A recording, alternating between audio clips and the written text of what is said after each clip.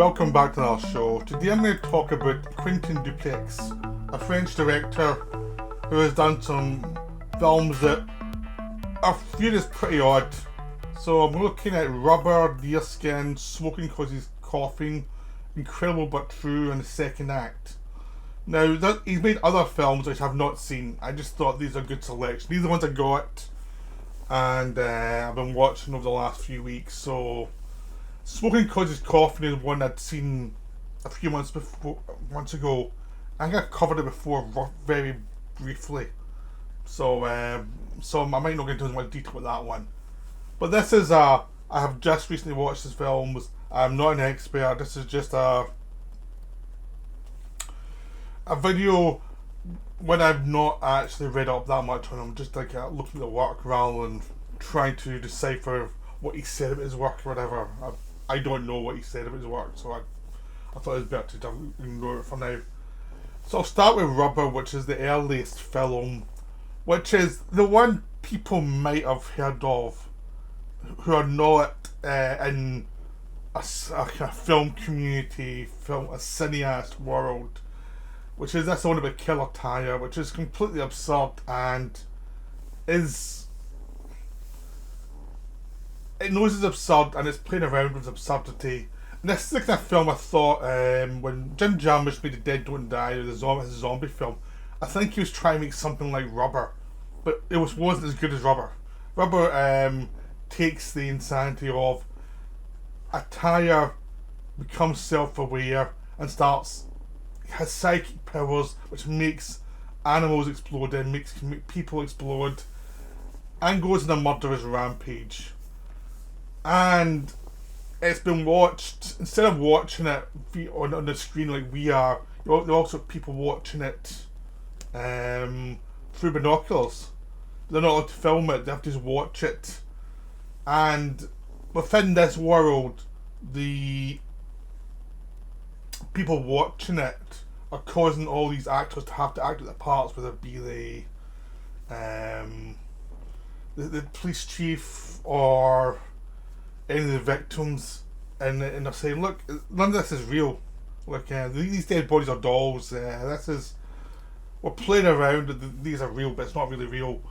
So whenever they think, they're being watched, have to act as if it's real. So it's playing around with the idea of what is the reality of a situation and what's the acted reality of the situation. So all these actors who are playing these parts of these police people and all these other people in this environment for an audience that doesn't know why they're there and who are complaining the way various audience members would complain about a film.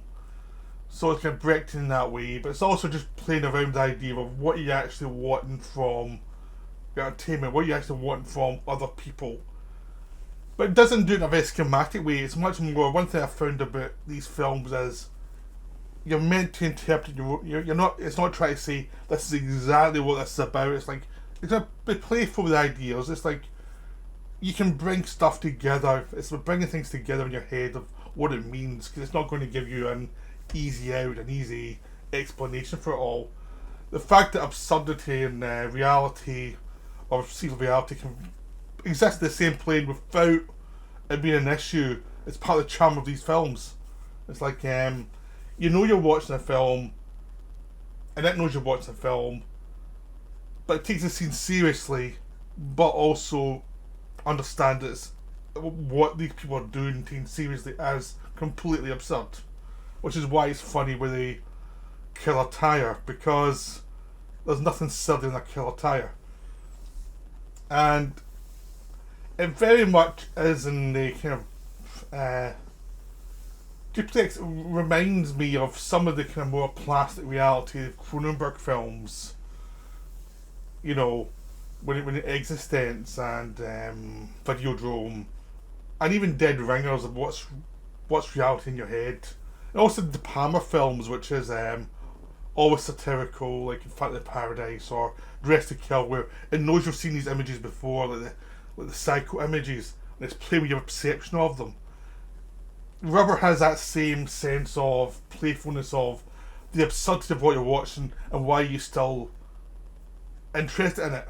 when you know it's absurd, but you can't help but stay interested emotionally, even though you know it's foolish. And that's what I really enjoyed playing around with. And the whole thing is like at a certain point, the people who are watching are viewed as the enemy, because if these people are dead, then all the actors can go home. So they try and poison the people who are watching, so just to kill the audience halfway through the film. And there's just lots of funny things like that, and there's lots of weird motivations, and people when they start and stop scenes because they think everyone's dead, and then they realise there's still one person left alive who's still watching, so they have to keep going. So there's just this weird sense of absurdity to the film that's just very enjoyable. So that was an early film by Duplieux. Next I'll go to, he went back to, that's when American, went back to France, and a lot of the rest of the films are made in French. So I'll go to Deerskin next. Deerskin is a very, it's a satisfying film once you've seen it. Watching it is very frustrating because the lead character is intentionally annoying, and he makes all the wrong decisions possible to make in a film. Every decision he makes is terrible. He's a guy who's going through a divorce he finds, and he spends most of his money on this one deerskin jacket which he loves. He thinks it gives him an identity. And he also, with the jacket, gets his video camera, this old fashioned video camera. It's something I had in like mid 2000s. As a if it's some of the camera I had then. I've still got the camera, but you don't use it anymore. So it's an old fashioned camera, but the film's set like in 2019 or something like that, and he's filming these images in a very kind of amateurish way. Like, he doesn't know how to make films, he doesn't know how to do anything, but he suddenly tells people he's a film director, and he's wants to be treated with respect, even though he's no money left. His wife has cancelled a credit card, so he can't lift any more money out. He's existing on loans from people. He meets up with this waitress, or this bartender. She's actually once been an editor, and as you're watching the film, you see that he's like manipulating her into giving him money, which he's using to keep himself afloat, which he says it's in for the production to get paid back. And as you're watching it, you get more and more frustrated with him, dealing with this poor woman who's got ambitions, but she's very deadpan, but she's got ambitions and she wants to do something beyond her life in this small town. And he's also dealing with all these people in the town who just look at him as a moron. And it's just about the kind of craziness of a small town, the craziness of this person who's come in and who just sees the world his way. He's going mad. He thinks the jacket's talking to him. And he wants more jacket. He wants a hat. He gets a hat. He wants gloves. He wants trousers that are deerskin. He wants a full experience of deerskin. And it becomes obvious that he wants something unique because he doesn't feel unique anymore. He tried to develop a career that's unique, that he's amateur at, because obviously his marriage has gone, and he's feeling pretty much isolated and forgotten. So he's almost like forced himself on the world, saying, the world, you have to adhere to what I think. And the film plays around with that idea that this is that madness. But it can become frustrating to watch because this guy really is annoying at times. There's lots of funny bits in it, there's lots of great humour. And by the end, you think they pretty much revealed that the girl knew he was a fraud from the start, but she just thought he was because she's into filmmaking, she realised he's a really good subject in his madness. That there's something there. She just lets him, film himself and film all these weird things he's doing, and she knows that's a film, and she wants to get out of the town and actually make films. And so she's realising this guy's a perfect opportunity. He's obviously going mad, and she plays along with it, and she lets him think he's manipulating her, and she's manipulating him.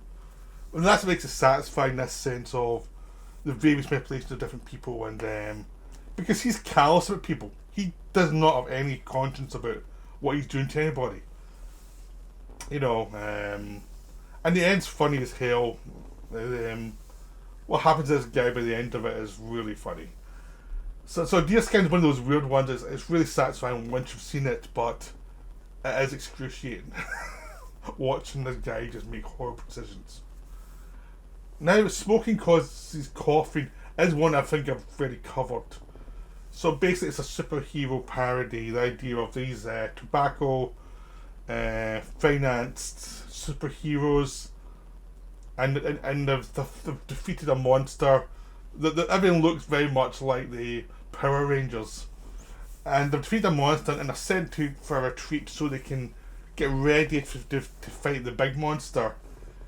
And once they go to the retreat, you realise how dysfunctional they all are, and how everything's just messed up in a way that Duplieux likes characters to be like.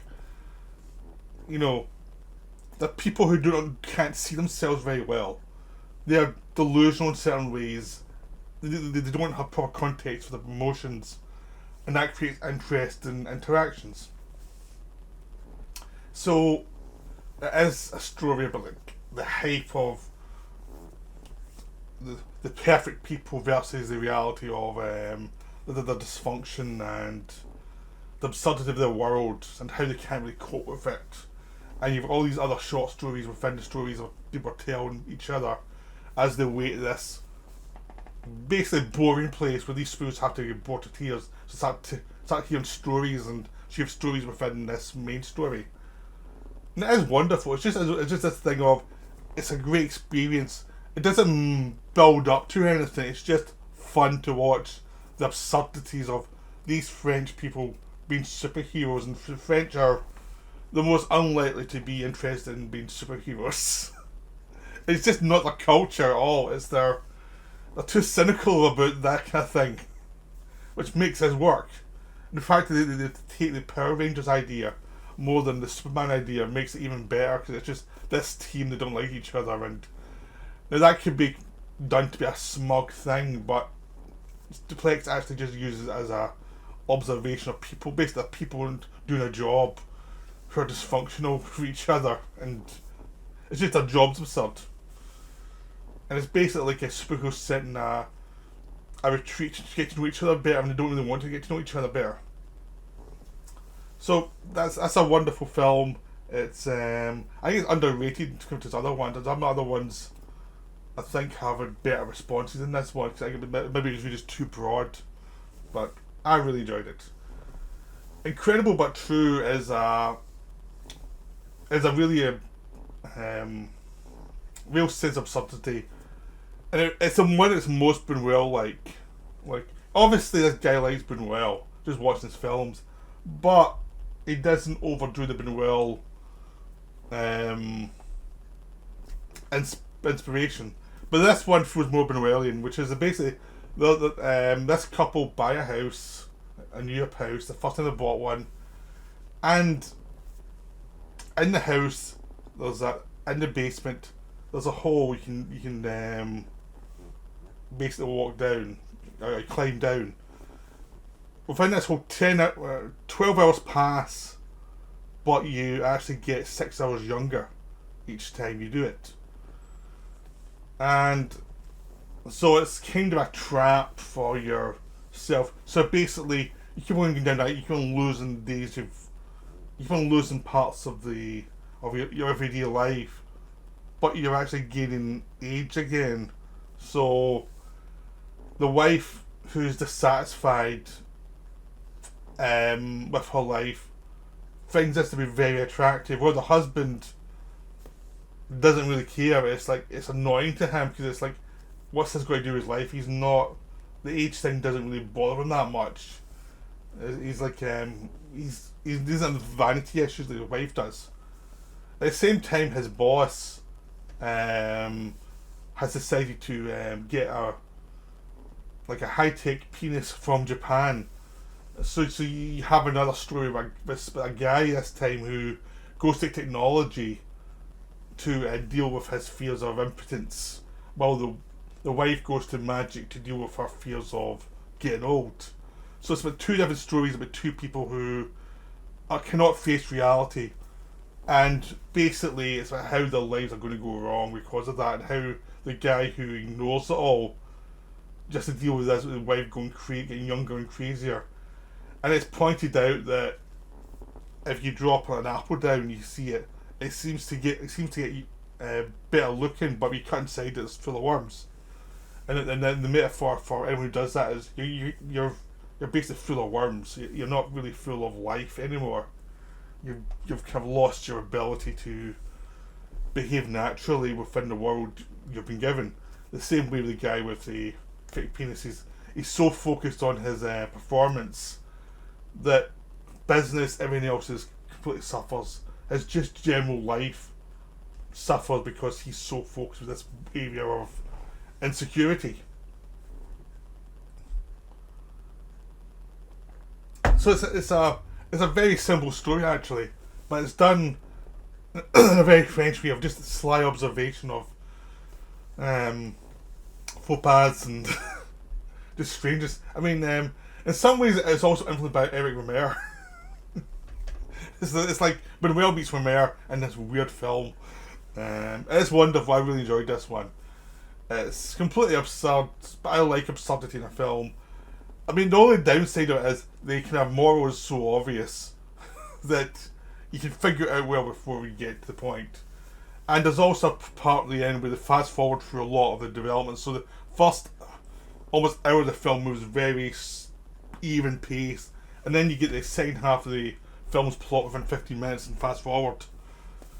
It's almost like the director's like, yeah, we know the obvious story lessons here, and you just go through it quickly.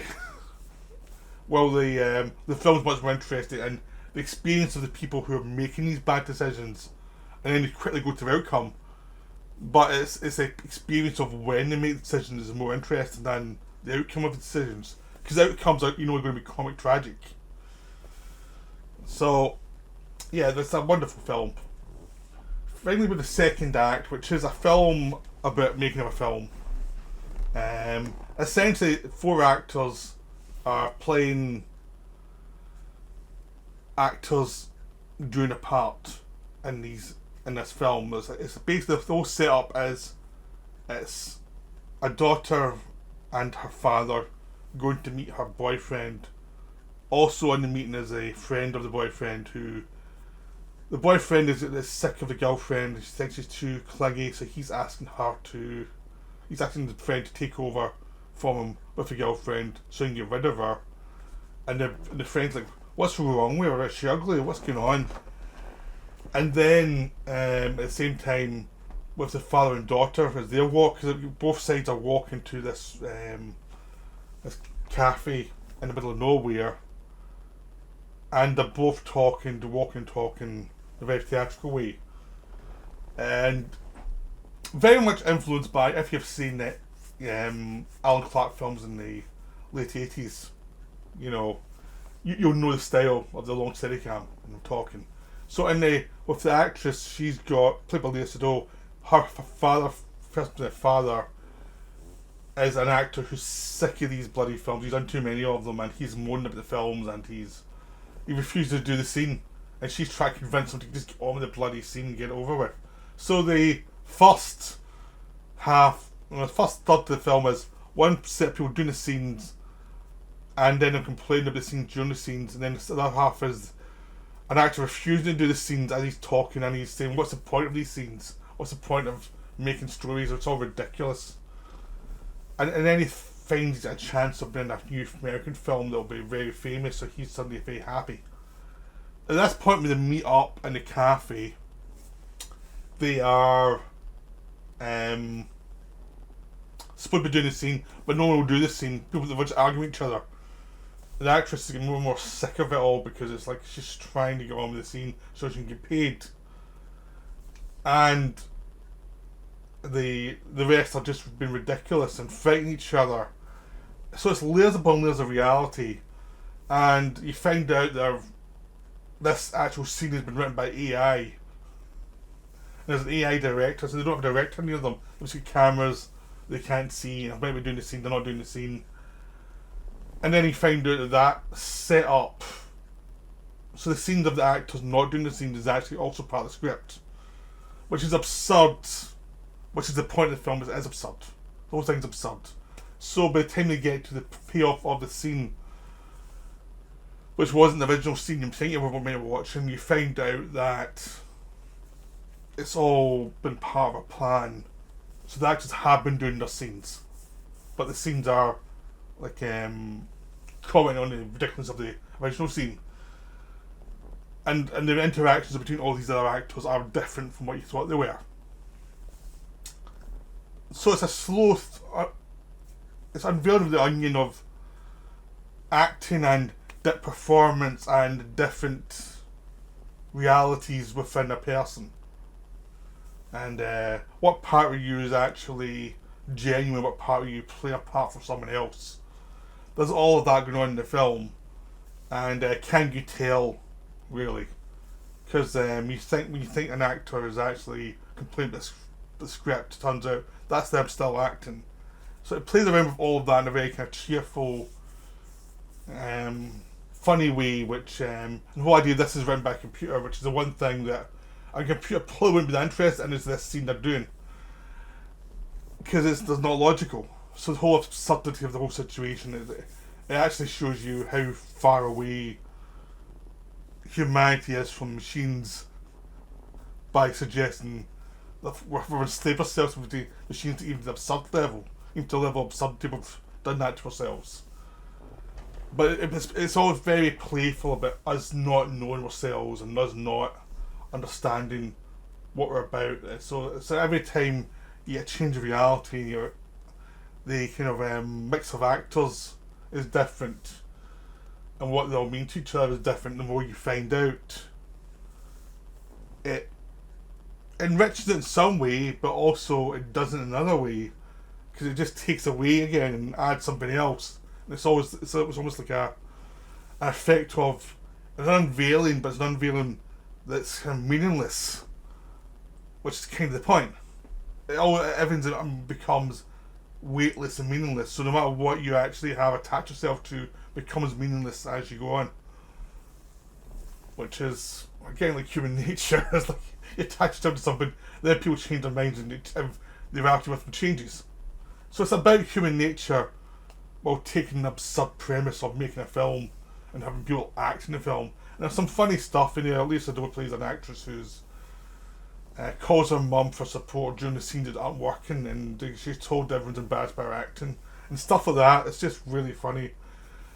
There's just lots of you've got like the homophobic actor in the film who in real life is gay. Now that could really actually be smug as hell, but the way they do it is very throwaway. It actually works really nicely.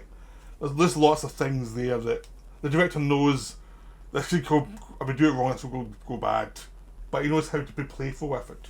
So the whole film is just very playful, and it is very absurd, and it's taking the idea of absurdity of drama and absurdity of human nature to its core. And that's what's best about Duplex's films, is there is a sense of absurdity and reality mixed together. They're operating together in these films. It's not just one thing or the other, and it's the interaction between both states, which is the interesting thing. All you need to do is ignore conventional filmmaking to get to it, which is what this director does. So I hope this makes you interested in seeing the films. They're all very enjoyable, they're all very interesting. But that's me for now. I'll see you later.